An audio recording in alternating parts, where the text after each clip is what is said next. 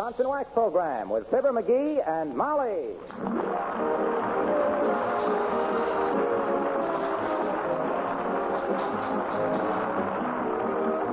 The makers of Johnson's Wax products for home and industry present Fibber, McGee, and Molly, written by Don Quinn and Phil Leslie, with music by the King's Men and Billy Mills Orchestra.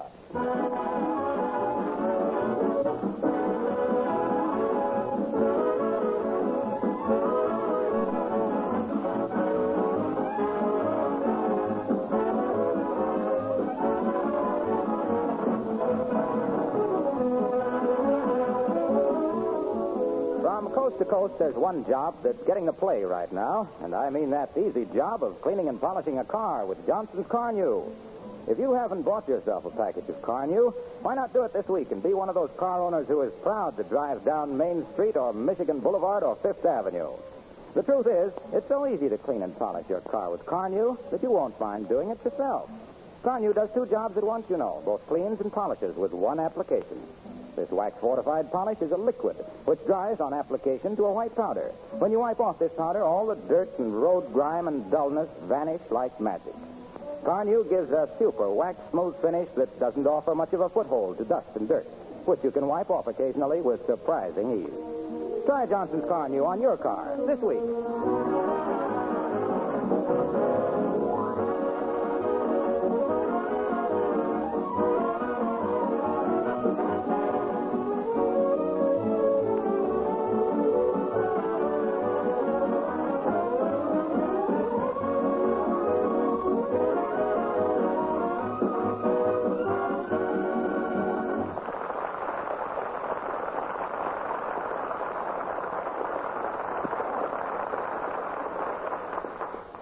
With a spectacular lack of regret, a large portion of our male population is getting back into civilian clothes. But always wanted to be different, the Squire of 79 Wistful Vista is busy getting into uniform.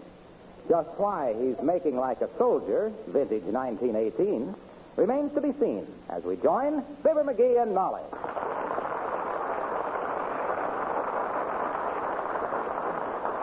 Look, dearie, must you wear that old Army uniform today? Can't you go in civilian clothes? No, sir. This is a military occasion, and by George... Hey, hand me my blouse, will you? Wait till I take these last two mothballs out of it. Well, heavenly days, look at that. Huh? Square mothballs. With little black spots on them. Oh, my gosh. So that's where those... How many spots on top? Well, there's 4 spots on one and 3 on the other. Well, how do you like that, a natural? After all these years. Not a dime riding on it. Oh, hey, this thing has shrunk, hasn't it? No, I don't think so. You're just bigger in the chest. Yeah, I guess I have. And don't forget your chest is in a different place now, too. Well, gee whiz, you can't... Hello, Mrs. McGee. Mr. McGee, are you... Oh, Mr. McGee, you're always clowning. What a costume. Now, take it easy, Alice. That's his old Army uniform. Oh, gee, I thought maybe he was in a play or something. My dear child, don't you realize that one of our greatest problems today is how to treat a returning serviceman? Don't you realize that you can't pick up a magazine today without reading an article about don't do this, don't do that, do this, do that, don't talk to him about the war, do talk to him about the war, until a civilian is so darn nervous he can't talk to anybody about anything. Yeah, and it's a lot of valley scuttle, if you ask me. Oh. Treat them like they were people, I always say.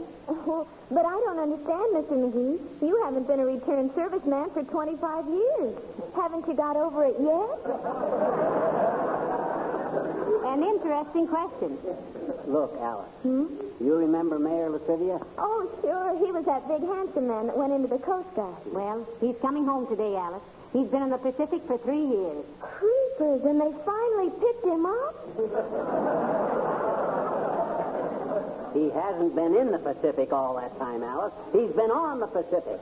New Guinea, Hollandaise, Lingayen Gulf, and all them places. He's now a chief pretty officer.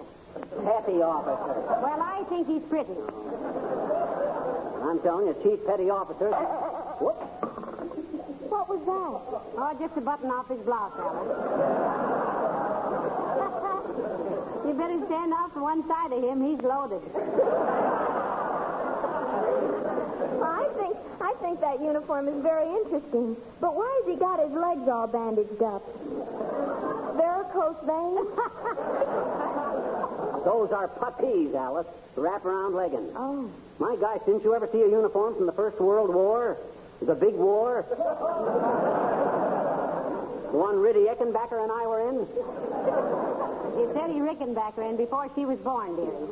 Oh, do you have to go, Alice? Yes, I've got to go to the airplane plant and get my tools. They're reconverting and I'm laid off. And about time, too. I helped make so many airplanes there, I got so I wanted one myself. What are they going to make now, Alice? Baby carriages.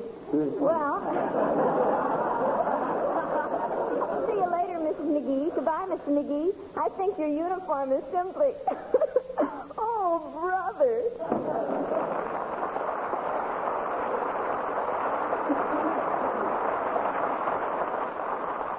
What was she snickering about? Does this uniform look that funny? Why, of course not, dearie. Of course It not. looks lovely. I think so, too. With those white tennis shoes and the polka dot bow tie, you're the snappiest looking soldier.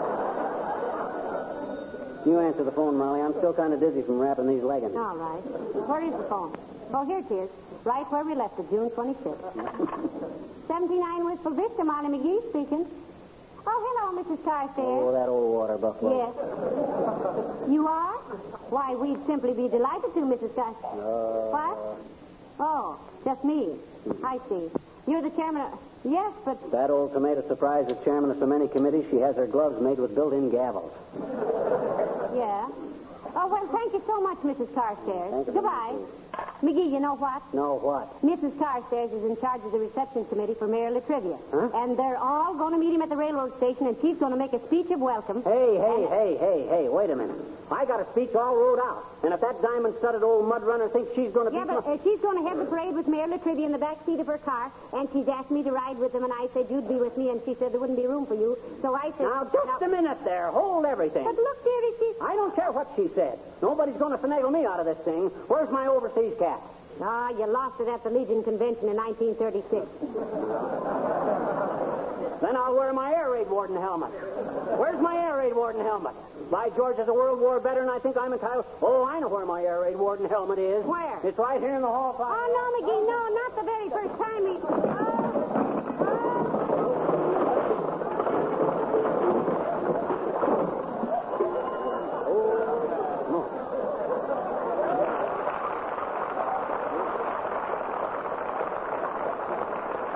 Straighten out that closet one of these days. Ah, here's my old air raid warden helmet.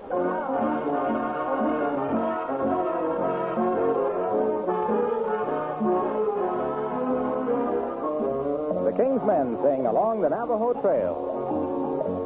Every day, along about evening, when the sunlight beginning to fail, I ride through the slumbering shadows. Along the Navajo Trail.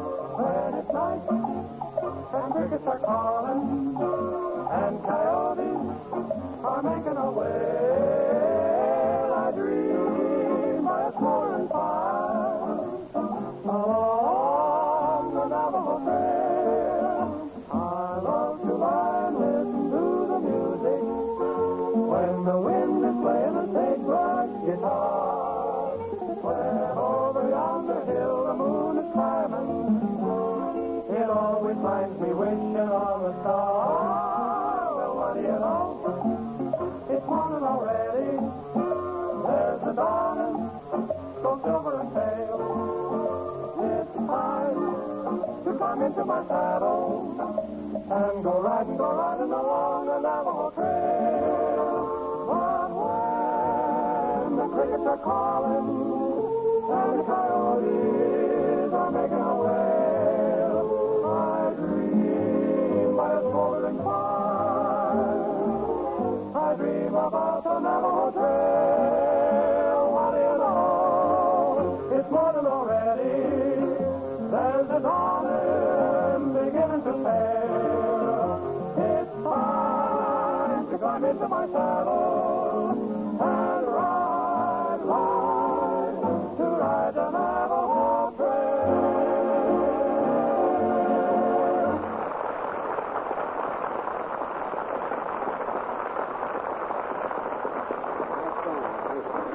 So, So, Mrs. Carstairs has took over the whole Latrivia welcome celebration, has she? Yes, she has, dearie. Where are you meeting her? At her house?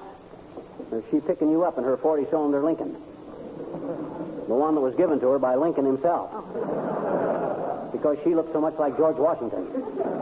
Oh, now, for goodness sakes, McGee, Mrs. Carstairs never did a thing to you. Why do you dislike her so much? Because she's rich and I'm poor. I know that ain't reasonable, but it's human. And the way I dislike her, I'm superhuman. Well, for goodness sake, try not to be so... Oh, well, come in. Well, heavenly days, Dr. Gamble. Hello, my dear. Nice to see you. And how are you, Super Mouse? What's that uniform? Western Union? My old army outfit, Aerosmith. Well, how you been? How'd you spend the summer, kid? Oh, hunting and fishing and hiking. Really, Doctor? Yes, hunting vacant beds in hospitals, fishing for appendices, and hiking 30 miles a day through maternity wards. Great little vacation. 30 years a doctor and can't say appendixes. Well, you don't look a day older, Doc. Not a day older than 106. Say, did you hear about Mayor Latrivia coming home from the Coast Guard today, Doctor? I did indeed, my dear, and it'll be a great day for Wistful Vista. Those addle-pated incompetents in the town hall need somebody who knows a parking ordinance from a sewer assessment. Latrivia's the best mayor we ever had. He's the only politician in town that can wear a silk hat without looking like Jiggs sneaking out to Dinny Moore's saloon. And his swallowtail coat never looks like it had spent the summer at Capistrano, either. I'm depending on him to help get the city some new ambulances. That's so. Those two broken-down fracture trucks we have now spend so much time in the repair shop, my patients get to the hospital smelling like diesel. This has been a pretty hard time for the doctors who had to stay home, hasn't it? Oh, pata. Don't let this poor flushing old artery pinch or kid you, baby. What's such hard work about tearing off 8 inches of adhesive tape 4 times a day? You know, he's right, Molly. It's really a soft touch. If I hadn't been given a beautiful new stethoscope for Christmas, I'd give up medicine and go straight. Tired of it, Doc? Tired of it? Did you ever try making a living by having people stick their tongues out at you? Yes, he did, Doctor. He used to work in a railroad ticket office. Ah, touche. I never wore one. Well, will I see you at the reception for Latrivia this afternoon, McGee? I'm on Mrs. Carstairs' committee. What? Is everybody on that committee but me? What's the matter with me? We went into that subject at a luncheon meeting, but we had to adjourn for dinner, so we never arrived at a conclusion. Good day, my dear. So long, corn borer.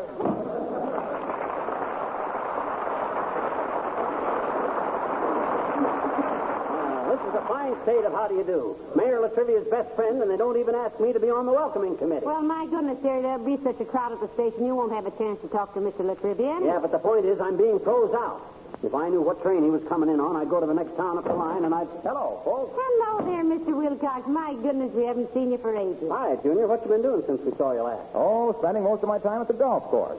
Say, did you hear about Mayor Latrivia coming home today? Oh, indeed we did, Mr. Wilcox. Isn't it wonderful? I'm going to ride in Mrs. Carstairs' automobile in the parade. Oh, swell. Me too. I'm on her committee. What? You too? Carstairs, Molly, Doc Gamble, and now you. What's going on here anyway? Am I being intentionally left out of this? Oh, now, look, I've nothing to do with it, pal. Mrs. Carstairs is handling the whole celebration. And I'll bet Latrivia will be mighty happy to be a civilian again. I suppose he will. Although men formed some very strong friendships in the service. McGee did, I know. I sure did. And speaking of friendships, I'll never forget what my sergeant says to me the day I was discharged. 3 little words that changed the whole course of my life. What were they, McGee, those 3 little words? Well, sir, there we were. Just off the boat at Newport News. Yeah? Fellas that had been through thin and thick together. Thin underwear and thick mud. Fought and bled together. Buddy. Well, sir, we knew lots of us would never see lots of us again, and it was kind of sentimental. All of a sudden, my sergeant comes up to me and puts his arms around my shoulders and says those 3 little words. Go home, civilian. Hey, what outfit were you in? To judge by that uniform you've got on, you were with the Lewis and Clark expedition. Can't tell you that, Junior. I can only give you my name, rank, and serial number. International law, security reasons, you know. Oh, don't be silly, McGee. Don't be silly. That was 25 years ago. Sure it was, and the War Department would still like to know who stole that boxcar full. Ah, those were thrilling. Yes, indeed. Did I ever tell you how I won the Croix de Guerre? Did you win the Croix de Guerre? Really? I won it, Junior, but I didn't get it. Jealousy, you know. You see, two other guys and me kidnapped von Hindenburg one night. McGee, you never told me that. I was afraid it might frighten you. It did me. Anyway, we kept von Hindenburg prisoner in a little patch of woods behind the German lines, hammering questions at him all night long, with a bayonet stuck in his back. He answered every question, too. When he'd answered everything, we threw him out and went back to our own lines. With some pretty valuable information, too, I guess. Well, would have had some valuable information, Junior, but none of us understood German.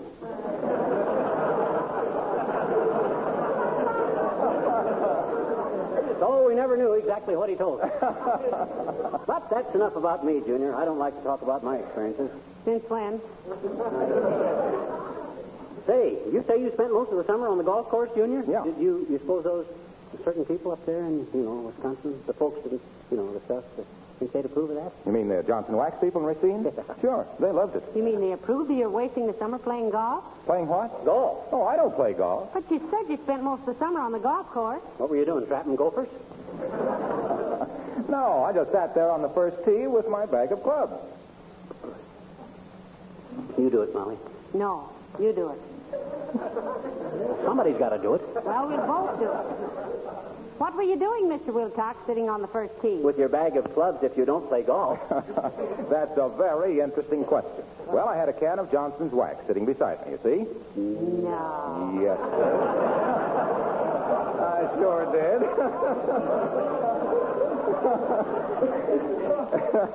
It was the perfect demonstration of Johnson's Wax. For wood, for leather, for enamel surfaces. I'd wax my golf shoes in the golf bag, leather. Then my clubs, wood. They use steel clubs nowadays, Waxy. Oh, who cares? Then I'd wax all my golf balls, enamel. Well, sir, by that time, there'd be a crowd around me watching, and I'd give them a short pitch on Johnson's Wax, how it protects against the elements, preserves the finish, seals the pores against dust and dampness, and how it adds life and beauty to so many things. Oh, say, you're going down to meet Latrivia, eh, pal? You couldn't keep me away with a 10-foot pole named Stanislaus Walensky. See you there, Mr. Wilcox. Right. Goodbye.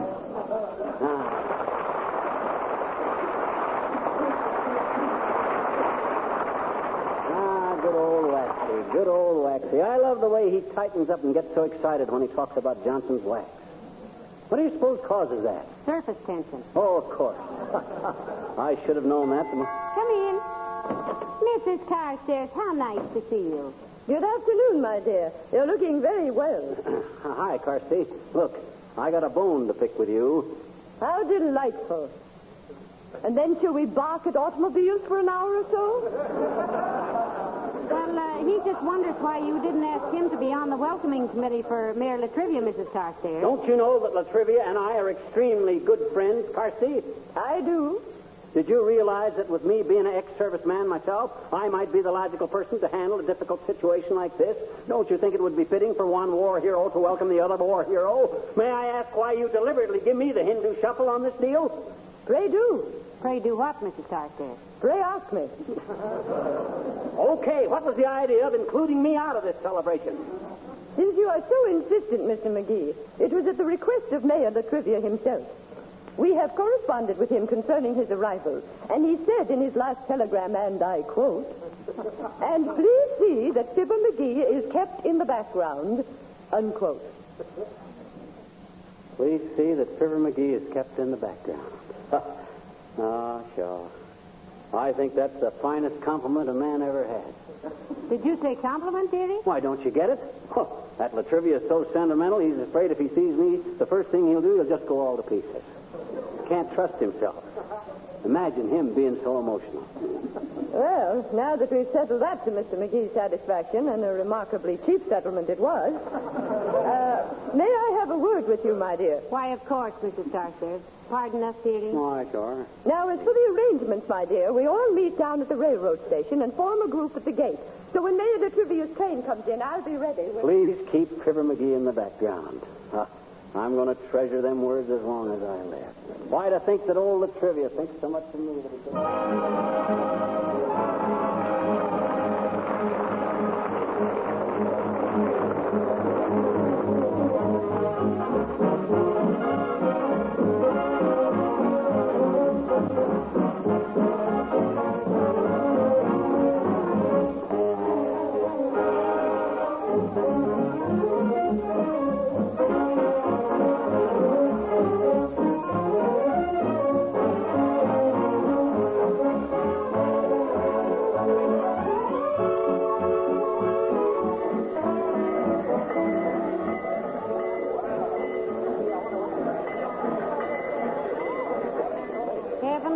what an anthill this station is. I don't know why the railroads can't arrange to have their trains come in someplace that isn't so crowded. I wonder where Mrs. Carstairs... Oh, there she is. Yoo-hoo, Mrs. Carstairs. Yoo-hoo. Oh, there you are, my dear. Is that awful little, is your husband with you? No. No, he isn't. He just walked out of the house muttering something about staying in the background. He seems... Oh, look, Mrs. Carstairs. There's Mr. Wilcox and Dr. Gamble. Yoo-hoo, boys, over here. Hello, Molly. Hello, Millicent. Paolo and I were wondering what train our wandering Coast Guardsman was coming in on. Never end a sentence with a preposition, Doc. I'm old enough to end a sentence with a split infinitive if I want to. And I want to, but I can't think of one. Where's little Napoleon, Molly? Don't tell me he's going to miss this glorious opportunity to make a silly ass of himself. Well, he just disappeared, Doctor. I intentionally failed to tell him that there would be a newsreel cameraman here. I think you will agree that Mr. McGee is not our most photogenic citizen. You're not whistling Dixie there, lady. Oh, I don't know. I think McGee photographs very well. He has a nose just like Bob Hope. Yes, and he has shoulders like Clark Gable, one on each side. However, that moth-eaten old uniform he was... Please. Train number 31, the Cinder Bucket, will arrive in 2 minutes on track 3 from East St. Louis, Kankakee, Moline, Joliet, and oddly enough, Havana, Cuba.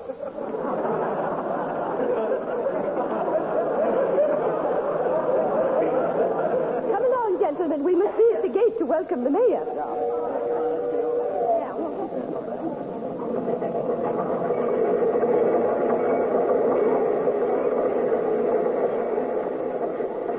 Well, where's the trivia? I don't see anybody in uniform on that train, except that dumpy little guy in the... Oh, now, wait a minute. It can't be. Heavenly days, it's McGee. McGee, how did you get on there?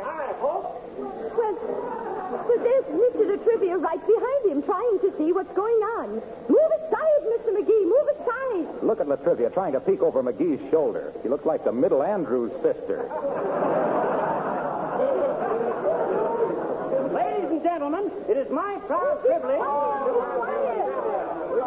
to welcome home from the South Pacific Chief Gunner's Mate, His Honor, Mayor Latrivia. Thank you, my friend. Needless to say, I've looked forward with a great deal of pleasure. Hold it a minute, Latrivia. I wasn't through yet. Folks, since I climbed aboard at the edge of town, I have been briefing Latrivia on how to conduct himself in civilian life. I've been telling him he can't expect to go into the first store he comes to and buy a girdle. Come, Mr. Mayor. We have a car waiting for you. Thank you, Mrs. Carstairs, and it's wonderful to see you again. I was just telling Latrivia that the cigarette situation... Latrivia, you seagoing ward healer, how are you, boy? Dr. Gamble, why, you bald-headed old midwife. Glad to see you. And Harlow Wilcox. Welcome home, pal. We've been keeping the ballot boxes hot for you. Well, I must say, Well, Molly McGee. Hello, Molly. Hello, Mr. Mayor. This is such a... I've been telling Latrivia about what us civilians been through while he was out there in them lazy old South Sea Islands, folks. I told him that he ought to... Please, train number 31, the Cinder Bucket, now leaving on track 3. Board! Well, wait a minute. My duffel bag. I must have left it on the train. McGee, would you mind... Oh, I'll get it, Latrivia. I'll be back in a second. Hurry, McGee. Well, I must say, folks, that when McGee got on the train at the edge of town, I was very... Find us, Latrivia. Huh? Okay, get off, McGee. Get off quick. No, don't. It's going too fast, Kitty. Let me off. Let me off. Stop the train. Let me off. Hold hard. Pardon me, Mr. Mayor, but this is your duffel bag right here, isn't it? Yes, isn't it? Now, as I was saying, when McGee got on the train at the edge of town, I was really...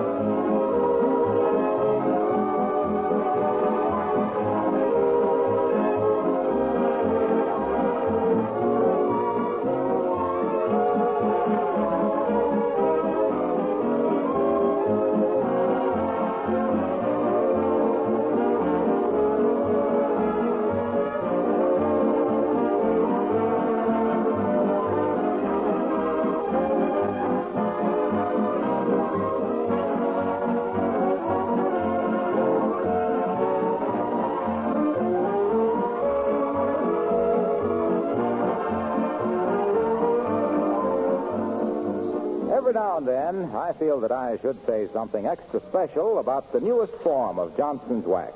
To make sure you know about this new cream wax that was developed for furniture and woodwork. It's quite different from the regular liquid and paste wax. It's a white liquid, and it contains several cleansing ingredients, so that it does an amazing cleaning job. You can make this test in just a moment. Apply a little cream wax with a cloth to a strip of light-colored woodwork or your windowsill or refrigerator.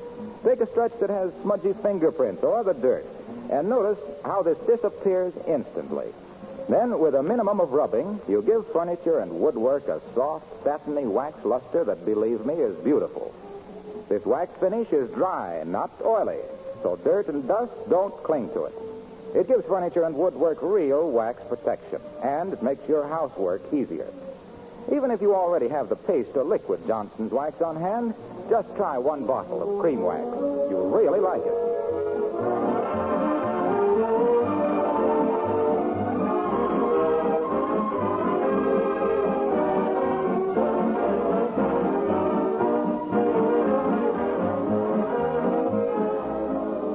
Ladies and gentlemen, several years ago, there was a young fellow singing with the orchestra on this program, and he was a nice kid, and everybody liked him. In fact, everybody liked him so much they're making him one of the top singing stars of today.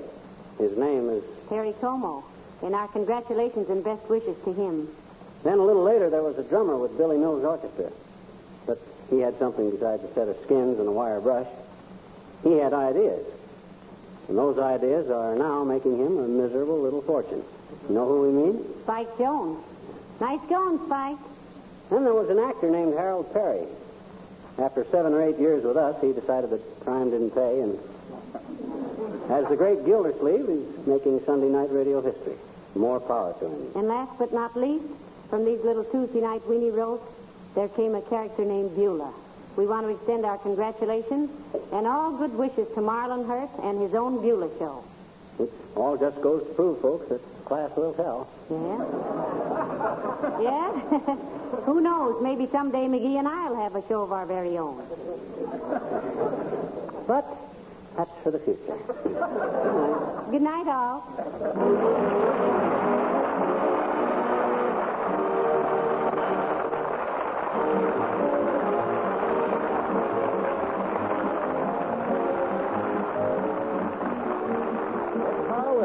Speaking for the makers of Johnson's Wax Finishes for Home and Industry, inviting you all to be with us again next Tuesday night.